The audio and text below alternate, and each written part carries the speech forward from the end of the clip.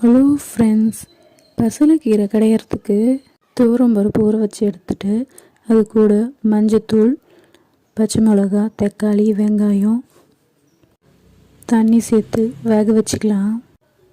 பருப்பு வேக வைக்கும்போது உப்பு போட தேவையில்லை. கீரை ஆட் பண்ணும்போது மட்டும் உப்பு ஆட் பண்ணால் போதும். நல்லா வெந்துடுச்சு. உப்பு புளி ஆட் பண்ணிவிட்டு இப்போ கீரையை கிள்ளி எடுத்து வச்சுருக்கு. அதை கீரையை ஆட் பண்ணிக்கலாம். நல்லா ஃபுல்லாக கீரையை ஆட் பண்ணிவிட்டு கீரையெல்லாம் போட்டுட்டு மூடி போட்டு வேக வச்சிடலாம். மறுபடியும் வேகட்டும். இது வெந்ததுக்கப்புறமா எடுத்து கடைஞ்சிட்டு